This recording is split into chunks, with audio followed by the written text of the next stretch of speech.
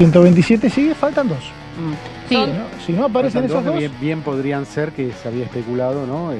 Alejandro Topo Rodríguez. Ahí ingresan los dos, Graciela Alejandro Topo Rodríguez y Graciela Camaño, creo que están ingresando. Sí, están ingresando, se están ya ubicando estamos en este momento. 129 con lo justo. Como si ya no tuviéramos problemas con los desmadres de hace décadas de los servicios de inteligencia, ahora le sumamos una comisión de inteligencia de hecho en la Cámara de Diputados de la Nación. La comanda el diputado Moró y tiene en el diputado Tailade el soldado que hace los pedidos de prueba todo el tiempo. ¡Felicítenlo! ¡Felicítenlo! Miren, señores, hicieron apremios contra los testigos en esa comisión. Están poniendo en riesgo la responsabilidad del Estado argentino en materia de derechos humanos. Y ese es un valor que a 40 años de democracia no nos podemos permitir perder. En primer lugar, decirle al diputado López que la comisión la conduce esta mujer que se llama Ana Carolina Gagliar y que ha llevado adelante el procedimiento desde que comenzó con usted como vicepresidente. Hemos escuchado este argumento de que se trata de temas que no le interesan a la gente, pero en realidad la inmensa mayoría, por no decir la totalidad de los proyectos incluidos en extraordinarias eran temas que le interesan a la gente, como este que estamos intentando tratar en este momento. Responderle a 800.000 personas que puedan acceder a un nuevo plan de deuda previsional.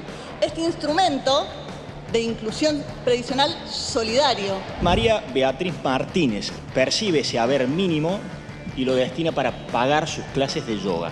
Estamos en esta sesión por el compromiso con casi 1 millón de víctimas de haber sido explotadas durante muchos años mediante el trabajo en negro, consentido claramente por el Estado. Por todos los gobiernos, de ambos lados de la grieta.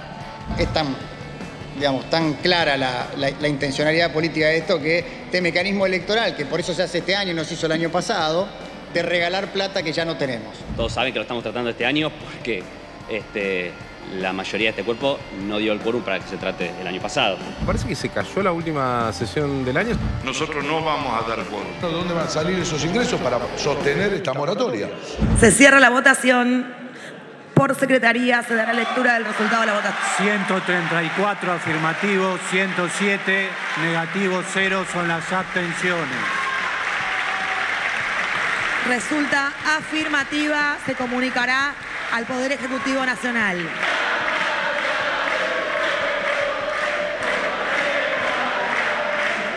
Gracias a todos los que pudieron acompañarnos hoy. Es una vergüenza, diputados y diputadas, que canten la marcha así en este recinto, dice el diputado Lombardi. No estoy ironizando, es verdad, diputado Lombardi. Dígale a los de su bloque que la conocen, que la cantan en lo bajo. ¿Qué tal? ¿Cómo andan? Bienvenidas, bienvenidos a Desiguales aquí en la televisión pública. Hola, Luli. Qué lindo cuando se picantea, ¿no? Sí, pero vos sabés que recordá que desde finales del año pasado y un poquito antes también que no hay sesión. Entonces se notó que había una enorme cantidad de cosas por decir. Por eso antes de ir directamente al tratamiento del tema de la regulación de la situación provisional que finalmente se votó, había una enorme cantidad de lo que se llama mociones de privilegio, etcétera, etcétera. Y se dijeron un montón de cosas y se puso en juego, por ejemplo, también todo el tema de la comisión de juicio político, con valoraciones como la que escuchamos. Por ejemplo, Juntos por el Cambio, tanto el PRO como la coalición cívica, decían que quedaba la mancha para el oficialismo de cómo se borraba con el codo todos los avances en derechos humanos. Y que los testigos de la Comisión de Juicio Político estaban sufriendo apremios ilegales. Sí, es como están siendo torturados. Claro, más o menos, exactamente, ¿no? Sí. Es un montón, pasó un montón. Pero evidentemente eso es lo que pasa en un debate parlamentario, eso es lo que no había y hoy se consiguió. En la previa, además, de mañana. 1 de marzo, día de apertura de sesiones legislativas, día en que va el presidente, seguramente también lo va a hacer la vicepresidenta Cristina Kirchner. Le voy a preguntar a Néstor un rato nada más si van o no los integrantes de la Corte Suprema. Mañana, yo no sé quién va a ser el director de cámaras de ese discurso, pero siempre el director de cámaras del evento, el 1 de marzo, se lleva todos los aplausos porque se nombra algo, se poncha esa persona, se dice otra cosa, se pone una carita. Así que ahí se va como viendo en vivo reacciones que en la época del barbijo a muchos los hizo zafar con determinadas expresiones. Eso se terminó. Mañana a cara descubierto veremos qué se dice y qué se hace también. Pero insistimos, ¿no? El valor del debate, el valor de la discusión en el Congreso Nacional, eso era lo que no se podía llevar adelante, con muchas cosas evidentemente por decir, más allá de los posicionamientos, y sobre todo en la valoración de una política como la conocida como moratoria provisional, pero una regulación de los pagos provisionales para que 1.500.000 personas pudieran acceder, como ayer lo explicábamos. Y en el medio se decía de todo, digamos, ¿no? Primero el mantra de que había gente que no había hecho su aporte como si hubiera sido un tema voluntario. Y no, problema de la patronal, de quienes empleaban de manera irregular a esas personas, en su mayoría mujeres. Y después que, me acuerdo, Martín Tetaz decía, bueno, pero entonces tienen la PUAN, que en realidad es un porcentaje mucho menor de la mínima. Un 80%. Un 80% de la mínima, como si eso fuera una solución de algo. Lo eventual o lo importante, en definitiva, es que se discutió, que funcionó el Congreso Nacional y veremos ahora qué pasa con el resto de las leyes que todavía están pendientes y son, como decía Carlos Heller, cosas que le importan a la gente. Bueno, estamos ya con la diputada Carolina Moisés, en el estudio de Desiguales, diputada del Frente de Todos por Jujuy, con quien vamos a hablar, por supuesto, de lo que pasó en el recinto, de lo que pasa en general en el bloque del Frente de Todos, pero también en lo que pasa en Jujuy, porque hay elecciones a gobernador y gobernadora, no solamente a presidente y a cargos legislativos en el país. Bueno, Jujuy adelanta elecciones, con lo cual las fechas de cierre de alianzas, por ejemplo, son muy pronto. Sobre esto vamos a hablar con la diputada Moisés. Y está también, estamos esperando a Leandro Santoro, también diputado nacional, con quien vamos a hablar también de la Ciudad de Buenos Aires. Ya es una decisión tomada, será candidato por el Frente de Todos, entre otras cosas. Vamos con nuestros compañeros. Hoy está el señor Néstor Espósito y el señor Nicolás Fiorentino. Antes de meternos en lo de Nico, te quiero preguntar, Néstor, ¿va mañana a la Corte o no va mañana a la Corte? A esta hora, ¿qué hora es? Son, yo te digo, 20:08. A esta hora, mañana, cuando arranque el discurso de Alberto Fernández, van a estar sentados en la Corte Horacio Rosati y Carlos Rosenkrantz. Presidente y vicepresidente de la Corte Suprema, como representación institucional de una de las cabezas de los tres poderes de la Constitución argentina. Se evaluó evidentemente que el costo de no ir era mayor al de ir y poner la cara de... Y además tampoco es un costo no ir, porque más de la mitad del Congreso va a recibir con aplauso a los jueces de la Corte. Claro, quienes los están defendiendo en la comisión. ¿Lo van a mencionar en el discurso? Me parece que era una de las razones por las cuales dudaban de ir. Tener cierto grado de centralidad. Yo, conociendo o especulando un poco sobre los modos del presidente Alberto Fernández, lo imagino más hablando del Poder Judicial que de la Corte Suprema de Justicia, pero bueno, como vos decías, el director de cámaras, cuando hablemos del Poder Judicial, sabemos a quién va a mostrar. ¿Va a ser Marcelo Ferrero el director de cámaras mañana o no? Sería un espectáculo. No, porque te tocó alguna vez, ¿no? Como no querías que te nombre, ahí está, ahí te nombré. Está muy bien, es nuestro director, ¿no? Aclaremos, muy bien. Siendo el último discurso de Alberto Fernández, por lo menos de este mandato, veremos qué es lo que ocurre, que seguramente va a aparecer su vocación por una reforma judicial, más allá de las valoraciones sobre qué se hizo y qué no. Sí, porque además lo contábamos ayer, va a pedirle al Congreso que se aboque al tratamiento de todas las leyes que no trató durante el periodo de extraordinarias, y ahí había... hago memoria, por lo menos 3 o 4 vinculados al Poder Judicial seguro, la reforma del Ministerio Público Fiscal, el pliego de Daniel Rafecas en el Senado. Digo, ya con que insista con que retomen esa agenda, automáticamente eso implica pedirle al Congreso que se ponga a trabajar sobre los proyectos judiciales que quedaron pendientes en su gestión, la gran mayoría con media sanción del Senado de la Nación, cuando la conformación del Senado de la Nación era distinta a como cambió la semana pasada. Bueno, nos metemos en Juntos por el Cambio ahora. Nico trae en un modo el equipo de Patricia Bullrich, pero Patricia Bullrich hoy estuvo de campaña, ¿no? Ya podemos decir. Sí, hace un montón. De campaña. No tenemos el video para verlo, lo vemos después entonces. De Patricia Bullrich con los integrantes de Federación Agraria, entre otras agrupaciones del campo. Contamos hace poquito, cuando se oficializó la candidatura de Horacio Rodríguez Larreta, armamos como un perfil de por dónde tenía pensado llevar su campaña. Estoy hablando con gente que está trabajando en la campaña de Patricia Bullrich y trajimos como 3 o 4 ítems que me gustaría charlar un poco con ustedes. El primero es el tema encuestas. Lógicamente ellos sostienen que no solo las encuestas están muy bien, sino que están arriba de Horacio Rodríguez Larreta en todas las jurisdicciones y que incluso en algunas provincias, por ejemplo algunas del NEA, Horacio Rodríguez Larreta está incluso tercero, debajo de María Eugenia Vidal. Lo que dicen con cierto grado de sorna, y esto sirve mucho para entender el nivel de confrontación que hay, es que a ellos les llama mucho la atención cómo las encuestas que le dan bien a Patricia Bullrich no salen en algunos medios de comunicación. Mira vos. Eso lo señalan. Dicen que... Como tantas otras cosas vinculadas a como tantas la otras gestión de cosas. Larreta, ¿no? Consideran que Horacio Rodríguez Larreta se equivoca al buscar un discurso antigrieta. Ellos dicen que el 80% del electorado del PRO, acotado, ¿no? 80%. 4 de cada 5 votantes de Juntos por el Cambio no compran el discurso antigrieta, no quieren el fin de la grieta. Eso es lo que ellos consideran en ese sentido y dicen que que se guían mucho por encuestas. Esto la diputada Moisés por ahí después nos puede ayudar, que ellos se guían mucho por las encuestas que hacen las provincias, los dirigentes locales, más que los que hacen las grandes consultoras nacionales en cada distrito. Respecto a mira cuál es el segundo ítem, imagen y pauta. ¡Qué lindo! Que en términos de imagen a Rodríguez Larreta le va muy bien, pero que, por ejemplo, tiene muy buena imagen o mejor imagen en votantes que no son de Juntos por el Cambio. Por ejemplo, cuando vos le preguntás a personas qué imagen tiene, esto es una discusión histórica en las encuestas, imagen no se traducen en votos, lo sabe cualquier persona que fue a elecciones. De hecho funciona de las dos maneras, puede tener muy buena imagen y pocos votos, o tener una altísima imagen negativa y tener muchos votos, porque por ahí el porcentaje que tenés de imagen positiva es un voto muy consolidado. Es una manera de decir Cristina Fernández de Kirchner de forma rara, digamos.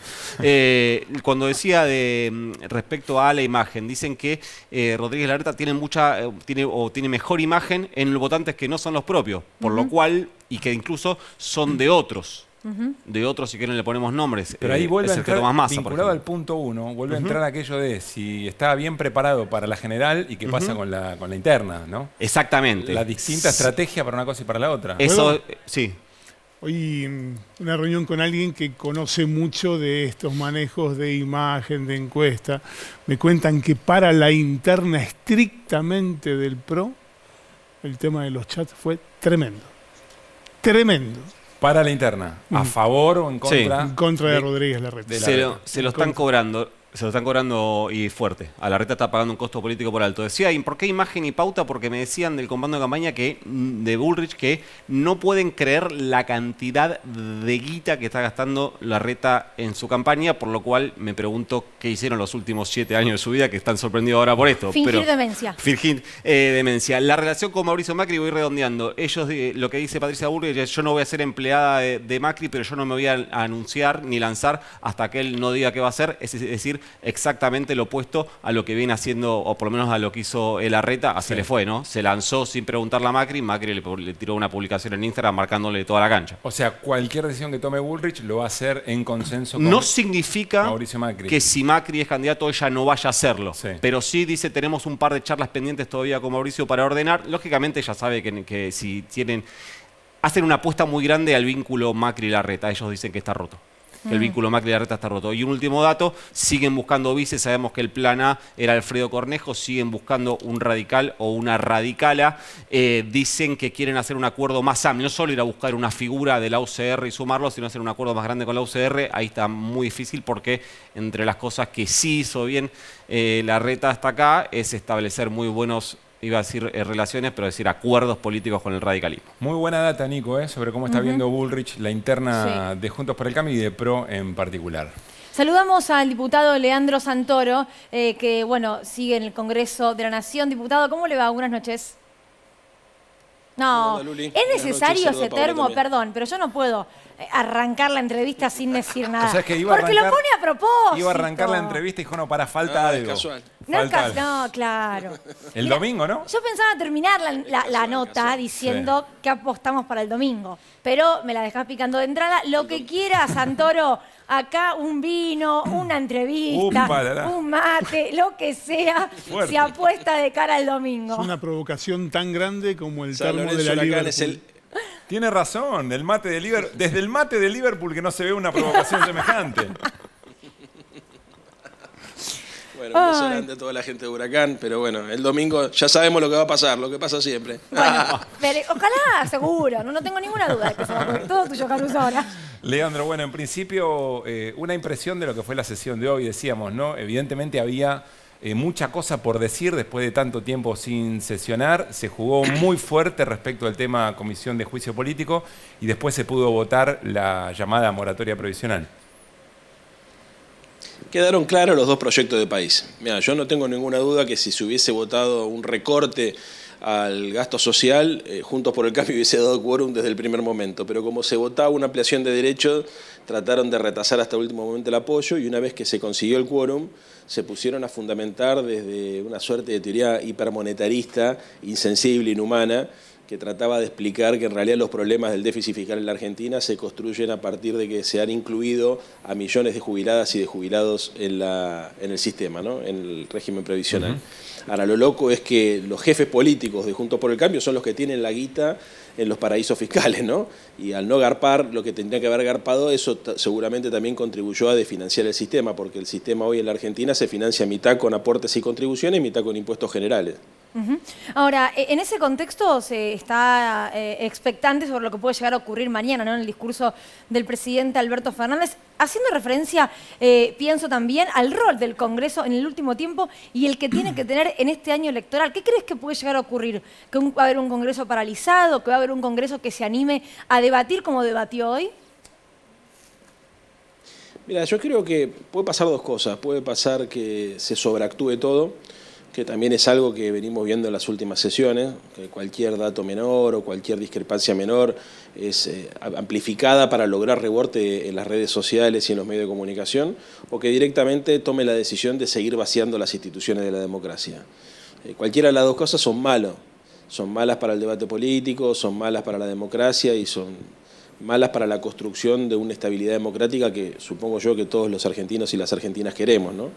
Necesitamos una dirigencia política que sea responsable, que sea equilibrada y que no someta todo el tiempo todos los debates al barro de la contienda electoral para tratar de sacar algún tipo de ventaja de corto plazo, porque eso es lo que hace, entre otras cosas, no solamente eso, pero eso contribuye a que se rompa la relación de la sociedad con la política. Leandro, queremos preguntarte por la ciudad, pero una más de la sesión de hoy. No quisiéramos dejar pasar que tanto los Penato como López insinuaron, más bien dijeron concretamente que la Comisión de Juicio Político estaba avasallando los derechos humanos en la Argentina e incluso se habló de apremios ilegales respecto de testigos o quienes están participando y siendo inquiridos en la comisión. ¿Qué reflexión te merece eso? Es lo que te decía, Pablo. Hay una... Se nos quedó ahí, Leandro Santoray. Pero por suerte ya lo había dicho, porque te dijo, claro, es lo que te decía. O sea, el concepto estaba, había que volver un poco. De esto, mientras retomamos digo, si alguien quiere ver qué fue lo que pasó en las audiencias de la sesión de la Comisión de Juicio Político, están colgadas completas en YouTube. ¿No? La última, la del jueves pasado, duró más de 7 horas, algo de eso vamos a estar contando. Y se transmite en vivo. Además. Se transmite en vivo y es público, está colgada completa. La declaración completa de todos, incluido del juez Ramos, la del juez Ramos Padilla y los secretarios de la Corte, está completa en YouTube. Pero aparte, si hubiesen torturas, porque lo que hablan es eso, ¿no? Digo, apremios, aprietes, tortura, yo no sé. Digo, en el campo semántico, digamos, aparece todo eso, claro. No, o sea, una cosa que dejó también el funcionamiento del sistema político hasta acá es que si algo no tiene el poder político y menos el legislativo, son herramientas para apretar a un juez federal. Pero aparte, ¿crees que no lo denunciarían? Digo, ¿qué tienen para perder? En general, pasa al revés. Se ha demostrado lo contrario. En general pasa al revés. Pero aparte, ¿hubo alguna denuncia sobre esto? ¿O lo dijo hoy López en la Cámara de Diputados? No, lo que hubo fue, López el otro día había de alguna manera manifestado cierto disconformismo con la forma en que se manejaban las preguntas a los testigos que van ahí con la obligación de decir verdad, y uno de ellos mintió y hasta ahora, hasta donde sabemos, no ha habido ninguna denuncia. Digo, de hecho, cuando trascienden los chats, estos de que hablábamos hace un rato, la relación entre el juez Sebastián Ramos y el ministro Marcelo D'Alessandro, lo mostramos aquí, un segundo antes o un rato antes, en la última pregunta que le formula Germán Martínez sobre si había algún tipo de relación más allá de la institucional. Ramos dijo que no. Bueno, no, señor. Porque lo que sí estaba en debate era qué facultades tiene la comisión para pedir determinado tipo de pruebas y qué tipo de preguntas o cómo encarar testigos. Sí, y la duda de si esa decisión requería o no requería una autorización judicial. Sí. En el tema del entrecruzamiento telefónico, que por fue ejemplo. uno... Bueno, ahí antes de que arrancara la sesión del jueves pasado, Gagliar lo que dijo fue: esto se va a tramitar a través de un pedido judicial, no lo va a hacer la comisión, que era lo que venía pidiendo. Pablo Tonelli, que fue el que había de alguna manera cuestionado esa cuestión, Pablo Tonelli terminó reconociendo el sábado que si los chats son ciertos, es muy preocupante y le daría vergüenza. Claro. Bueno, nos vamos a ir a un corte a ver si podemos restablecer la comunicación con Leandro Santoro. Insistimos, está la diputada Carolina Moisés, ya vamos a hablar con ella también. Enseguida seguimos en Desiguales.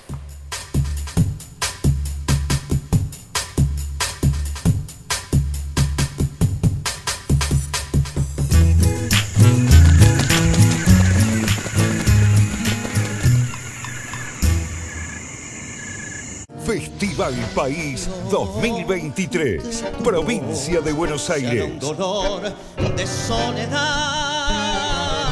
Primero hay que saber sufrir. Cumbre Mundial y Festival de Tango en Zárate. Después amar, después partir y al fin andar sin pensamiento.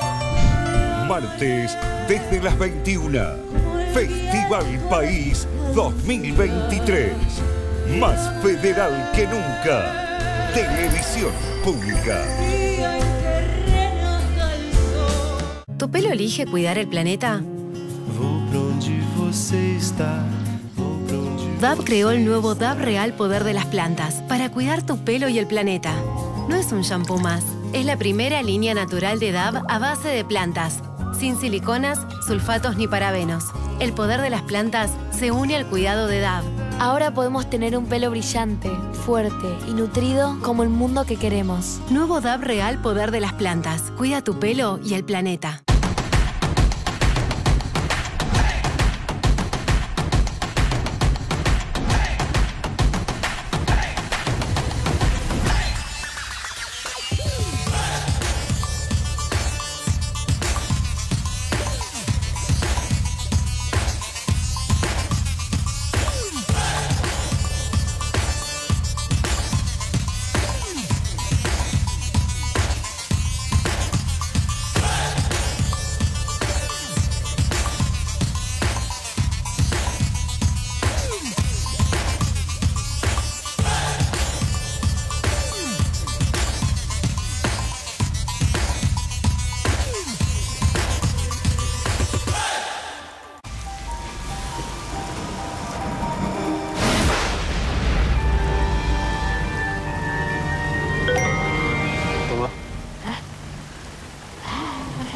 Ponete el cinturón. Con modo discreto, mira tu home banking sin miedo desde la app de BBVA. Tus datos se ocultan cuando tenés a alguien detrás tuyo. Qué lindo cuando la ves. BBVA, creando oportunidades. ¿Protección antitranspirante o cuidado de la piel? Ambas. Nuevo antitranspirante Dove, con un cuarto de crema humectante, ahora enriquecido con óleo de origen natural, que ayuda a restaurar los nutrientes de la piel. Dove, 48 horas de protección sin dañar tu piel.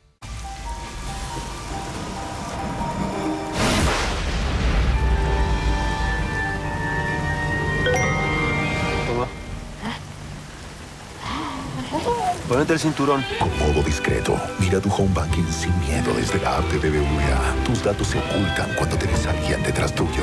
Qué lindo cuando la ves. BBVA, creando oportunidades. Subí tu video a la televisión pública y festejá con los campeones del mundo.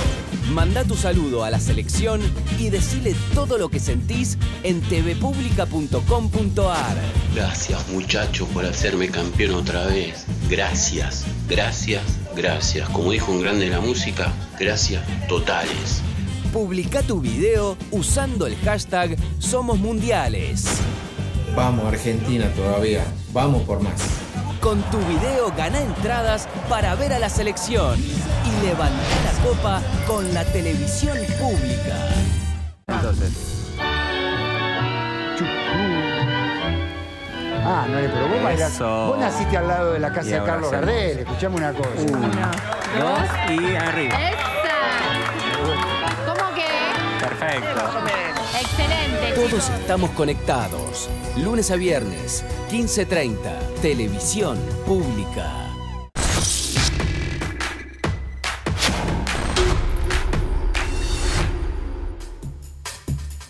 Muy bien, seguimos en Desiguales, ya estamos en el living con la diputada nacional representando a la provincia de Jujuy, Carolina Moisés, del espacio, por supuesto, Frente de Todos. Carolina, gracias por venir. ¿Cómo les va? Gracias por la invitación y especialmente a Rosario y a todo el equipo del Sistema de Medios Públicos, porque en Jujuy la radio pública, la TV pública llega a rincones donde no llega el cable, donde no llega el satélite. ¿Qué rol cumplen? Porque tan porteñocéntricos nosotros, ¿qué rol cumple, por ejemplo, Radio Nacional, Televisión Pública respecto de todo lo que está pasando a nivel nacional, sus coberturas? Mira, sobre todo Radio Nacional, que tenemos Radio Nacional La Quiaca, Radio Nacional Jujuy, llegan a toda la Puna, la Quebrada, Radio Nacional aquí acá, y la de San Salvador, a los valles altos, a toda la zona rural. Digamos que por ahí lo único que acceden es a las FM locales, que por supuesto no tienen la cobertura de los temas nacionales e internacionales. Y lo que es TV Pública, la verdad que creo que tiene dos aportes esto, la visión internacional de la información, porque los canales locales no abordan, digamos, estos temas, y también la visión federal, ¿no? Creo que siempre la TV Pública tiene un programa, un dato, un elemento. Bueno, de hecho, soy de Jujuy, estoy acá para hablar de Jujuy, digamos, y siempre están pendientes en los programas de tener esa visualización de un país tan grande, con tantas idiosincrasias diferentes. En mi propia provincia vos tenés una raíz colla en toda la zona de la Puna y la Quebrada, porque formamos parte del camino del Inca, del antiguo imperio incaico, y tenés la otra zona que es la de las yungas, los valles de altura, y donde es zona aba guaraní, con una cultura bastante diferente, más allá de que el sincretismo de la colonización, digamos, nos ha marcado en todas nuestras costumbres actuales, ¿no? Pero de verdad eso se nota en medios que pueden entender la diversidad de la Argentina. Hoy hubo sesión, estuviste toda la sesión allí en la Cámara de Diputados. ¿Qué viste? ¿Qué oliste en la única extraordinaria que se pudo hacer? Bueno, estuvo buenísimo el informe que armaron. Mira, para nosotros que hayan fracasado las sesiones del mes de diciembre, fue una decepción porque teníamos un temario no solo de los temas que después se incluyeron en las extraordinarias, sino del trabajo que habitualmente se hace en la Cámara, que muy bien el periodista contaron, digamos, un poco datos así puntuales, reglamentarios y demás. Nosotros terminamos las sesiones ordinarias con trabajos en comisiones y dictámenes consensuados. No tengo el número, pero estoy segura que deben ser más de 300 que debían tratarse antes del 30 de noviembre. Sí, consensuados que tanto oficialismo como oposición estaban de acuerdo en... Mira, en la Comisión de Cultura, por ejemplo, fácilmente 60 dictámenes entre resoluciones y leyes que estaban listos para ser tratados en sesión. En la Comisión de Relaciones Exteriores tenemos de hecho pendiente la designación de más de 20 cónsules que son pedidos de otros países y que no tienen ninguna observación de ningún tipo. Tenemos tratados internacionales demorados que tampoco tienen ninguna observación. O sea, hay una cantidad de trabajo parlamentario que hace la Cámara. Por eso por ahí cuando decimos, bueno, se paralizó la Cámara en general nunca se paraliza. De hecho, hemos sido un ejemplo en toda la región con respecto a la pandemia, digamos, de la cantidad de trabajo y de producción legislativa, tanto por la cantidad de proyectos que ingresan los diputados como la cantidad de tratamiento en las comisiones. Lo que sí se paraliza es el recinto. Entonces, por eso la verdad es que la extorsión que planteó la oposición desde el mes de diciembre, cuando empezó todo este debate con el Poder Judicial, literalmente fue un sistema extorsivo. O sea, no tratamos ninguno de estos otros temas que interesan al país, que interesan a los argentinos, que benefician a la gente, porque nos están controlando los jueces. Bueno, pero la oposición dice, pará, dar quórum es una facultad que yo tengo para tratar de jugar políticamente en lo que a mí me parece que está bien y lo que está mal. Está bien en la medida de que no den quórum en el tema en lo cual ellos no están de acuerdo. Sí. O sea, de repente no des quórum si queremos enjuiciar a los jueces, no des quórum si queremos tomar medidas que van, digamos, en contra qué sé yo, de tus valores, si lo tuvieran, de hecho, ¿no? Pero ¿por qué no dar quórum a todos los temas que ellos ya firmaron, que ellos ya están de acuerdo, a todo el trabajo parlamentario que hicieron sus propios diputados, a proyectos ingresados, trabajados y consensuados con nosotros, son proyectos de sus propios bloques? Entonces, ahí está la falta de ética con respecto al uso de la metodología del quórum, porque claramente dijeron, si ustedes controlan a los jueces y empiezan este proceso, nosotros no tratamos absolutamente más nada. Claro. Ahí está la falta de ética respecto a la oposición de utilizar o no utilizar esa metodología del quórum. Te quiero mostrar, Carolina, una entrevista que dio hoy el diputado Mirabella, del Frente de Todos de la provincia de Santa Fe. Quiero que lo escuchemos y después te hago la consulta. Yo tengo una posición que tiene que ver con la defensa de mi provincia, con la defensa de Santa Fe. Para mí defender Santa Fe es lo primordial y eso no tiene bandera política. Con lo cual todos mis planteos que tienen que ver en particular con el bloque o en general en la Cámara tienen que poner en agenda los temas que tienen que ver con mi provincia. ¿Sabe cuál es la mirada acá y la agenda? Es estrictamente porteña o lo que pasa en el conurbano. ¿Y sabe qué? Yo le tengo que volver a mi provincia y le tengo que explicar a los rosarinos que pagan 3 veces más caro el boleto de colectivo de lo que paga uno que vive acá en Recoleta. Entonces no lo puedo explicar. Pagan más barato la luz, el gas, el combustible, el transporte público. ¿Cómo lo explico eso? Escuchando al diputado, ¿puedo suponer que una parte del bloque del Frente de Todos en la Cámara de Diputados se va a romper como ocurrió en el Senado? Yo no creo que ocurra eso. A ver, no vamos a negar que lo que plantea el diputado Mirabella es una realidad, digamos, del porteñocentrismo o de yo lo que digo la cultura AMBA, porque ahora ya es un poquito más amplio, digamos, no es solamente los porteños, AMBA, sino es la agenda AMBA, ¿viste? En todo sentido, AMBA creo que se usó con lo del transporte primero, y después se empezó a aplicar, digamos, acá hay una agenda AMBA que por ahí prevalece por respecto al resto del país. En Jujuy también pagamos la energía mucho más cara que acá. Y el boleto del colectivo creo que es el más, digamos, el más caro del país si vos prorrateás kilómetros. Pero el discurso porteñocéntrico de la agenda AMBA no se reduce a la tarea parlamentaria. Creo que desde los medios hay una cultura así, desde la dirigencia en todos los órdenes, la dirigencia sindical, la dirigencia empresarial, digamos, todos los tipos de dirigencias que conforman el sistema democrático, porque la democracia no es la política y los diputados y los senadores nada más, digamos. O sea, el sistema democrático justamente es un sistema que engloba la representatividad de las distintas partes y cada uno tiene una parte, digamos, de ese poder delegado, pero ¿no? en el Senado esta fue la razón por la cual se parte el bloque, ¿no? Bueno, en realidad, mira, el senador Snope fue muy crítico de su provincia, por otra parte, muy crítico de Alberto Fernández, de la gestión de Alberto Fernández, y además con una agenda federal que sentían que no estaba representada en el trabajo parlamentario del Frente de Todos. No me parece razón, digamos, para tomar una decisión política de ruptura. Yo creo que todos tenemos que hacer nuestro máximo esfuerzo para buscar la unidad en la propia diversidad y el debate fuerte que tiene el Frente de Todos, que yo lo que único no comparto es que el debate tenemos que hacerlo para adentro, digamos, y no para afuera, ¿no? Y menos a través de Twitter y cartas y este tipo de cosas. Yo creo que el Frente de Todos tiene la capacidad de generar los canales de diálogo y los interlocutores correctos para contener las demandas de los diputados y de los senadores, que como bien dice Mirabella, nosotros tenemos que trabajar por nuestros representados, digamos, para eso estamos acá, pero no podemos poner por encima del proyecto nacional estas cuestiones. Mira, yo tengo una larga trayectoria parlamentaria y he logrado equilibrar estos puntos en términos de que, por supuesto, podés defender los intereses de nuestras provincias, de las provincias que representamos, pero sin la necesidad de ir en contra de los intereses del conjunto, porque en definitiva las provincias no crecen si el país no crece. Digamos, la provincia no se sostiene si no tenemos una política nacional que sea sustentable en el tiempo, ¿no? O sea, de repente, digamos, entrando a Jujuy, el nivel de endeudamiento que ha generado Macri, que es de público conocimiento, cuando vos mirás Jujuy, el nivel de endeudamiento en dólares que ha tomado la provincia en los últimos 8 años es con la misma matriz, o sea, no es endeudamiento para inversión o no es endeudamiento para, digamos, resolver problemas estructurales de la provincia, ¿no?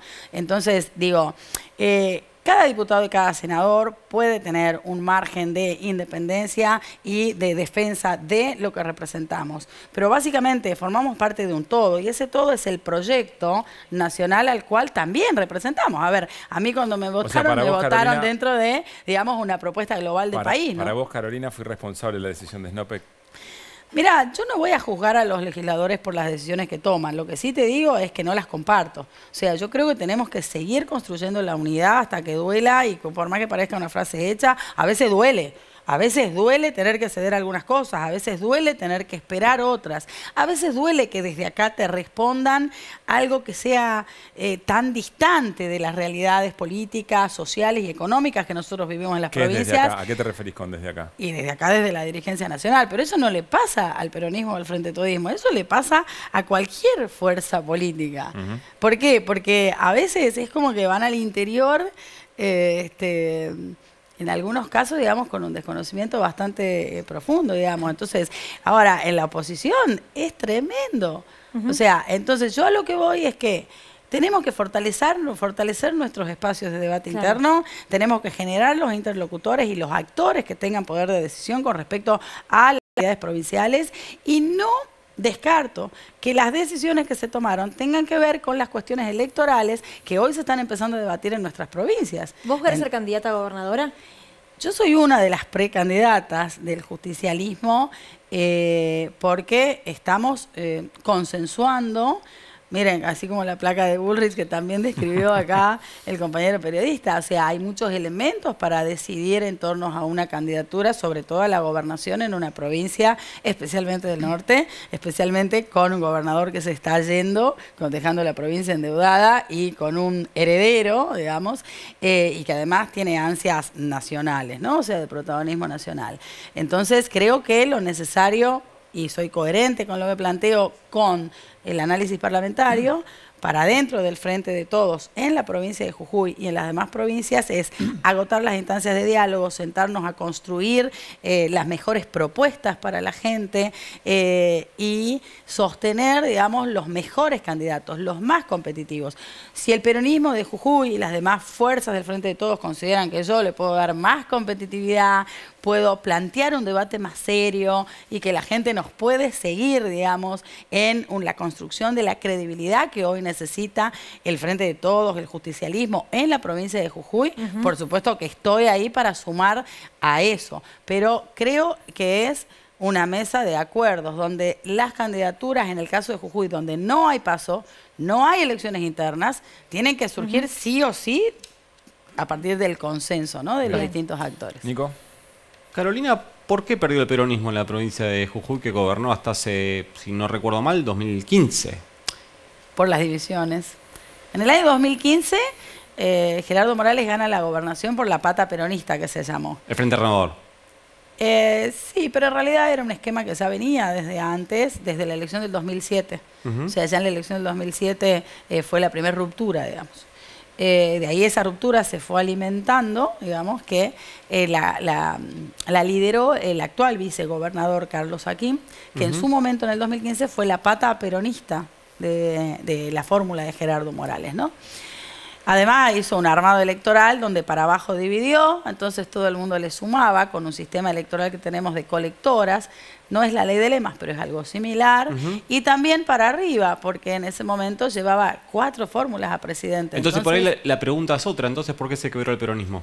¿Por qué se dividió el peronismo? Mirá, por lo mismo que creo que en algún punto se va a quebrar el radicalismo en Jujuy, digamos, porque la concentración de poder siempre, y el discurso único y las decisiones unilaterales, donde un decisor, digamos, tiene el dedo en el que marca quiénes son los candidatos, no respetan los liderazgos internos, no respetan esa diversidad. En las provincias del norte a veces se producen estos quiebres, ¿no? Entonces, bueno, en aquel momento fue eso. En el 2019, que fue la última elección, digamos, a gobernador, también fue la ruptura, porque el Frente Justicialista sacó aproximadamente, en números redondos, el 30% de los votos, y el Frente por Jujuy, o no recuerdo cómo se llamaba, pero claramente era una parte del justicialismo que iba por fuera, sacó el 10%, ¿sí?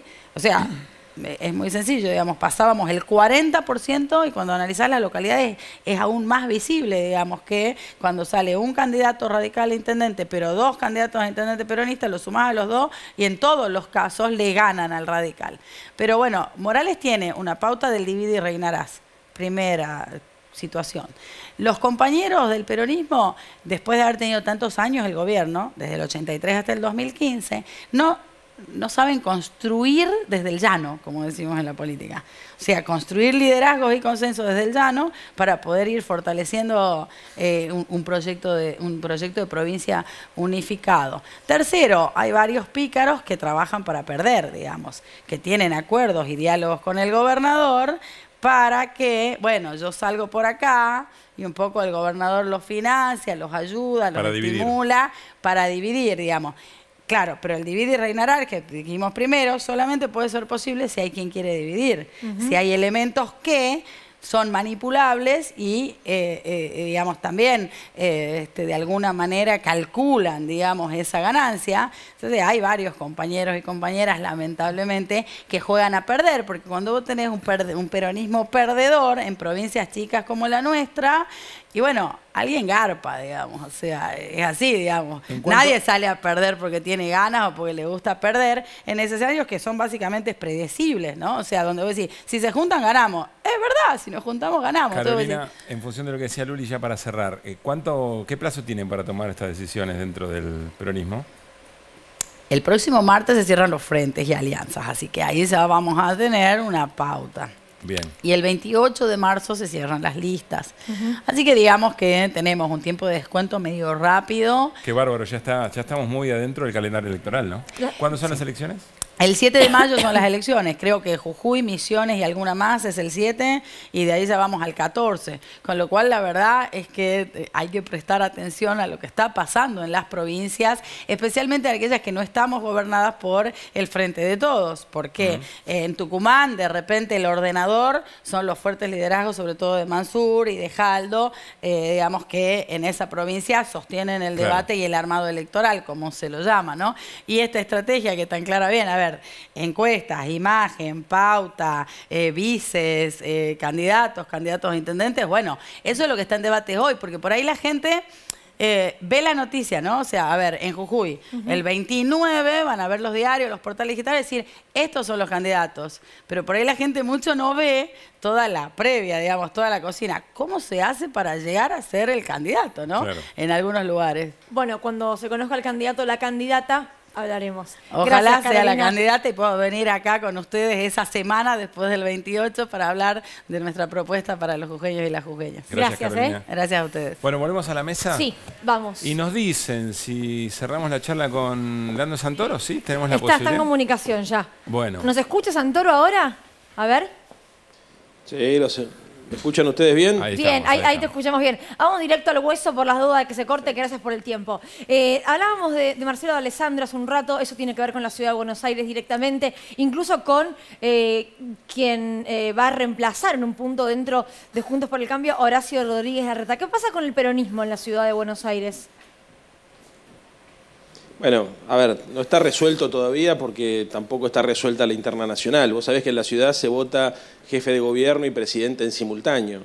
Entonces yo creo que en los próximos días seguramente se va a avanzar mucho más en definiciones nacionales y va a ayudar eso a que se resuelva un poco más la situación local. ¿Eso es dato Mientras tanto, o eso lo que es estamos deseo? haciendo nosotros es... ¿Eso es dato o deseo? Que en los próximos días se va a ordenar, porque la sensación es que el resultado de la mesa del otro día no terminó de sintetizar posiciones, ¿no?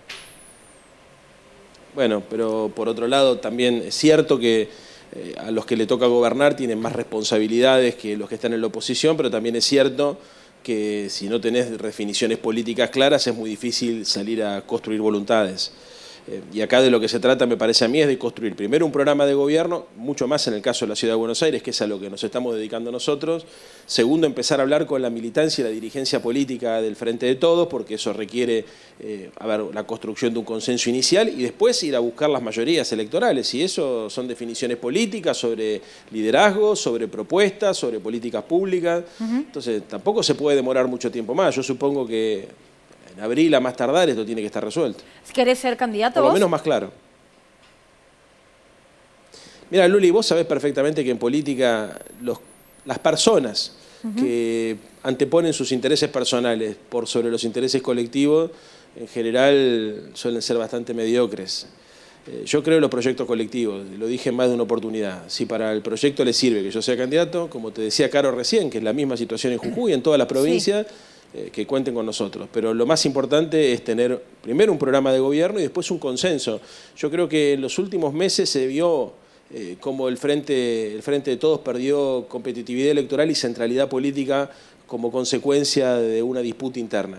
Entonces hay que tratar de evitar eso en campaña electoral. Lo peor que nos podría llegar a pasar es que porque algún compañero se pone ansioso y anticipa algún tipo de aspiración, termine generando una fisura en las relaciones personales entre los cuadros del Frente de Todos. Así que yo voy a tratar de ser cuidadoso. Creo sí que necesitamos definiciones políticas en el mediano plazo, en el corto o en el mediano plazo, pero que ningún compañero ni ninguna compañera se puede quedar afuera en una construcción colectiva que tiene que tener como objetivo disputarle el poder al macrismo en la Ciudad de Buenos Aires. Nico. Leandro, esas decisiones políticas de las grandes estructuras o las superestructuras que vos decís se necesitan, serían, por ejemplo, saber quién va a ser el candidato a presidente o la candidata a presidenta.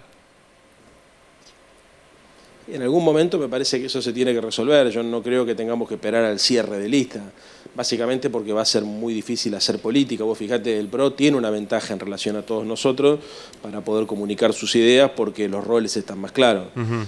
Es cierto, como te decía al principio también, porque ninguna definición es determinante en sí misma, que cuando vos tomás en consideración que estás gobernando, también tenés que ser mucho más cuidadoso en algunas definiciones. Entonces es un equilibrio, ¿no es cierto?, claro, entre ser responsable con la gestión de gobierno y al mismo tiempo no quedar demasiado rezagado para resolver cuáles son los roles y las vocerías del proyecto de cara al futuro. Y en esa disputa, ¿vos sos team al presidente en una PASO no se lo enfrenta, que es lo que dice básicamente un sector del kirchnerismo, o crees que no habría ningún problema, que alguien desafía, algún dirigente, digo, o alguna dirigente del Frente de Todos desafía al presidente en una PASO, como dicen las personas que trabajan con el presidente?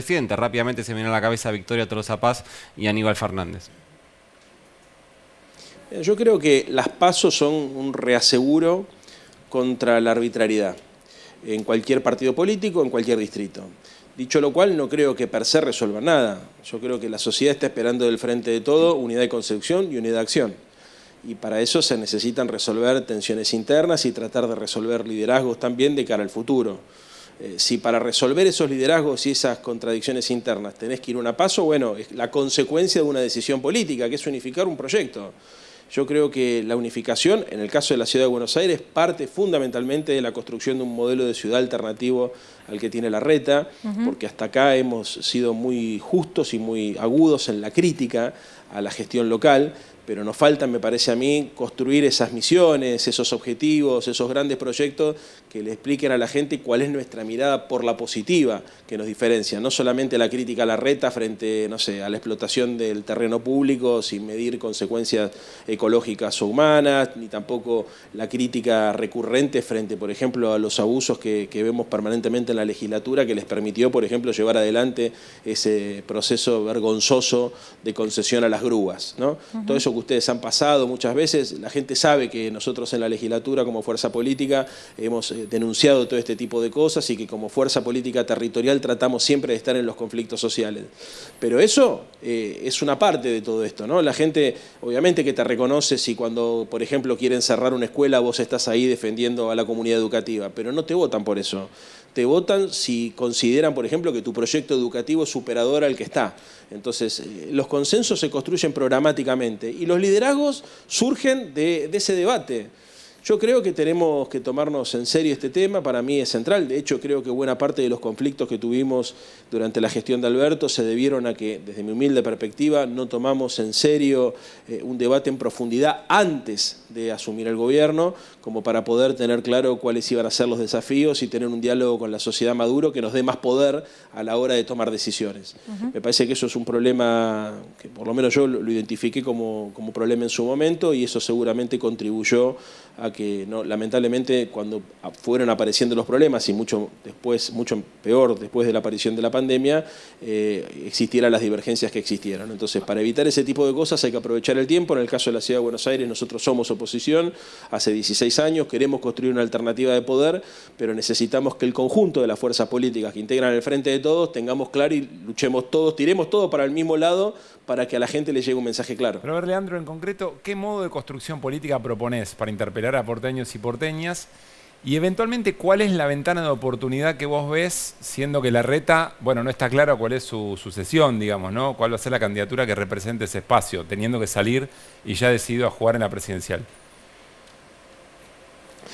Mira, Pablo, nosotros estamos trabajando en un programa de gobierno que tiene 5 grandes misiones, que en su momento las vamos a dar a conocer, con objetivos bien concretos, siguiendo el método de Mazzucato, ¿no? Que propone encontrar en las definiciones de grandes misiones que entusiasmen a la gente. Pero en título no se pueden decir, la motivación no se y el poder. En título. ¿Cuáles son los 5? No, bueno, algunas cosas sí, por supuesto. O sea, creo que hay que redefinir el modelo de Estado social. El Estado social en la Ciudad de Buenos Aires no cumple las funciones que debería cumplir. O sea, si vos tenés un problema no podés contar con Larreta ni con el gobierno de la ciudad.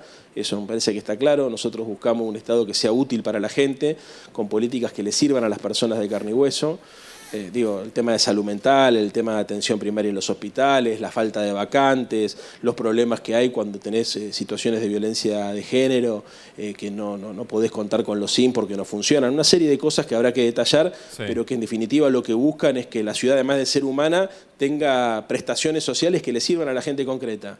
Buena gestión de lo público, digamos. Hay que redefinir, me parece, del aparato social, ¿entendés? O sea, el Estado de la ciudad tiene un montón de oficinas públicas y de gente contratada que trata de llevar adelante con mucho esfuerzo tareas que son muy nobles, pero que lamentablemente no tienen el apoyo político suficiente ni financiero como para poder cumplir una misión real.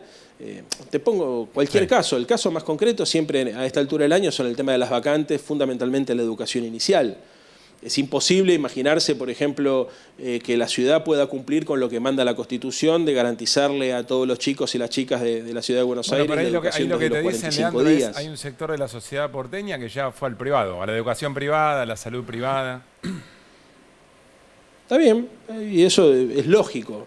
Mirá, yo creo que nosotros tenemos que tener un Estado que sea útil para aquellas personas que opten por lo público, pudiendo optar por lo privado, y para aquellas personas también que tengan como única posibilidad lo público. Entonces, acá también hay una responsabilidad ética. Yo creo en un Estado presente, pero un Estado inteligente y que pueda fijar las prioridades sabiendo que los recursos son escasos y que las demandas son infinitas, pero primero los últimos, como dijimos siempre, ¿no? Y en la Ciudad de Buenos Aires, la verdad es que es muy poca la política para los sectores populares y muy poca la política para los sectores medios. En general vos lo que tenés son montajes que están muy bien armados por el marketing político y algunas respuestas concretas que han sabido dar fundamentalmente en 2 o 3 áreas muy específicas, pero después tratan todo el tiempo de disimular sus falencias con una construcción mediática que ustedes ya habrán visto lo eficiente que es. Bueno, hay que discutirlo, ¿viste? O sea, si a cualquier gobierno peronista de la Argentina le pasarían las cosas que le pasaron en el sistema público de educación, eso hubiese sido una noticia nacional. Y no hace falta, digamos, tampoco remitirse a la toma de colegios del año pasado, porque la verdad es que año tras año nos damos cuenta cuáles son las falencias que hay en el sistema público educativo. Si cualquiera de los que están viendo este programa tienen la mala suerte de que les pasa algo en la calle, tengan obra social o no tengan obra social, el primer lugar que te mandan es un hospital público. Claro. ¿Sabés cómo es la atención en un hospital público?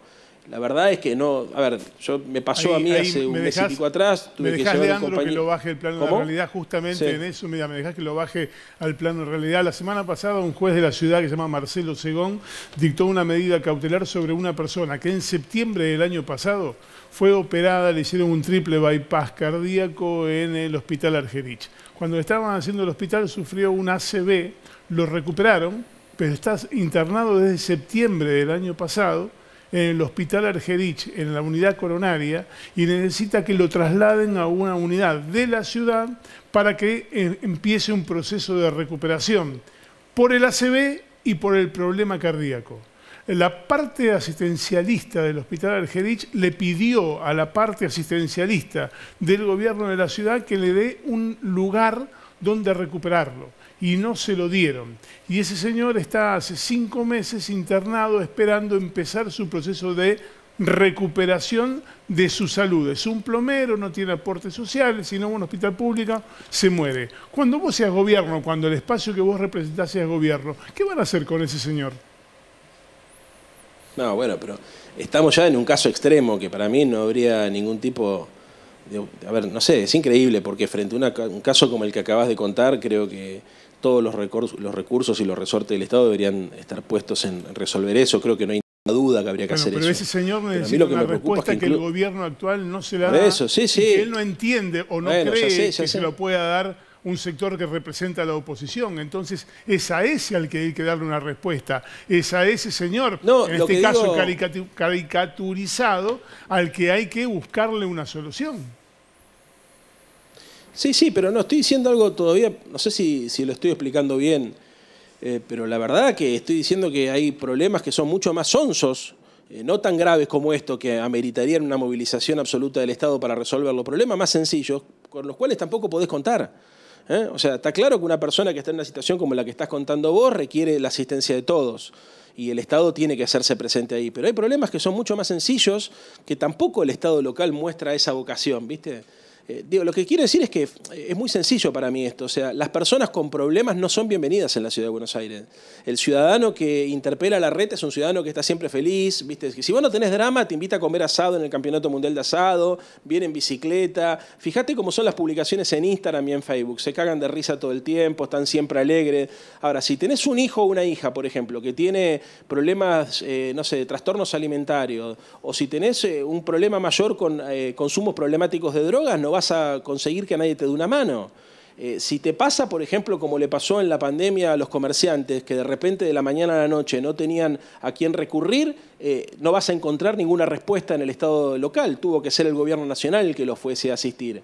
Si se te ocurre una idea, y tenés una idea para generar un emprendimiento, ellos que son tan meritocráticos, no vas a encontrar nunca al Estado local ayudándote a vincularte con el sistema científico, con el sistema productivo o con el sistema financiero, porque acá cada uno se las arregla como puede. La gente que está gobernando la Ciudad de Buenos Aires tiene la suerte que el sector privado de nuestra ciudad es súper pujante, súper autónomo, va para adelante, y que la Argentina ha decidido que esta ciudad sea la ciudad capital, y entonces tenemos privilegios en relación a otras provincias de la Argentina. Pero ningún gobernador de los 23 gobernadores sacándole la reta, se puede presentar una elección, por ejemplo, sin comprometerse con su pueblo en que va a crear empleo, en que va a radicar inversiones, en que va a ayudar a los pibes y a las pibas que tengan ideas a llevar adelante esos proyectos productivos, en que va a salir a buscar talentos. La verdad, hoy las ciudades son las que comercian y son las que disputan las inversiones, los talentos, la innovación. Y si vos te pones a pensar, cuesta imaginárselo a Larreta cumpliendo ese papel. El tipo se muestra como un intendente pobre, siempre acosado por los peronistas que lo quieren joder, ¿no es cierto? Y entonces está siempre en una posición de víctima, pero la verdad que es un gobernador rico, que tiene 2,2 billones de pesos de presupuesto, una cifra enorme que nos cuesta imaginarnos, y sin embargo no hemos logrado, por ejemplo, que la ciudad de Buenos Aires recupere ese rol de ciudad referencia en el mundo que tuvo durante muchos años, que le permitía, por ejemplo, ser un punto de referencia indudable para cualquier tipo de inversión productiva, para cualquier tipo de feria tecnológica o para cualquier tipo de emprendimiento global. Digamos, hoy Buenos Aires perdió ese lugar. Por eso nosotros hablamos de un proyecto de ciudad que sea humano y ambicioso, las dos cosas, ¿viste? Humano y ambicioso, que ponga al ser humano. No hace falta el caso que me estás contando vos, que es dramático. Néstor, esto es lo que yo estoy diciendo. O sea, los casos dramáticos hasta, ¿viste? Yo creo que cualquier gobierno conservador en el mundo, por más reaccionario que sea frente a una situación como la que estabas contando vos recién, intervendría. Ahora, yo estoy diciendo la gente común, las cosas, los problemas más sencillos. Este gobierno no tiene política de vivienda para la clase media y dice representar a la clase media. Es imposible alquilar en la Ciudad de Buenos Aires, como es imposible alquilar en la mayoría de las capitales del mundo. Pero las capitales del mundo tienen políticas activas para ayudar a los pibes a que se puedan independizar, para ayudar a las parejas jóvenes, para tratar de regular los precios del mercado, y no vas a encontrar ninguna política de este gobierno que vaya en esa dirección. Leandro, gracias por tu tiempo. Me apasiono. Sí, me gusta que lo hagas con esto y no con otras cosas como el fútbol. Bueno, no vamos a dejarlo de lado. El domingo no nos vemos porque no hay público visitante, lamentablemente. Pero bueno, ya hablaremos sobre el resultado. Te esperamos un día en el piso. No van a apostar nada, ¿no? Sí, yo estoy apostando lo que quiera. ¿Qué apostamos? Hagámoslo ahora. una picada. A ver, déjame pensar. Una picada bien regada y la comemos acá mientras A mí se negocia. Ya tengo 2 vinos y un bueno, chocolate. vamos a hacer así. Vamos a hacer una cosa. A ver. No hay problema. Yo respondo lo que haya que responder. Las personas que somos transparentes y con convicciones no tenemos ningún tipo de problema. Pero te apuesto lo siguiente. La semana que viene yo voy a ir al programa y si gana San Lorenzo, ustedes, que es lo que va a pasar, lo de la camiseta que me están diciendo detrás de cámara no te voy a obligar. Pero que se paguen la picada para todos los que estamos ahí. Listo, perfecto, perfecto. Lo hago y si no lo haces vos. Gracias, Si es lo contrario, me la llevaré yo. Obvio. Gracias. Que estés bien. Bueno, estamos cerrando Desiguales. Sí, nos ibas a divertir. No, ya está. Bueno, se pasó. El humor es su momento. Los especialistas lo sabemos. Ese plano está perfecto. El plano anterior está perfecto. Lo único que espero es que haya sacado amarilla, mínimo, Luli, ¿no? Mi rodilla, sí, estoy en problemas. De mínima amarilla. Estoy en problemas. Hasta mañana a las 8 de la noche. Chao.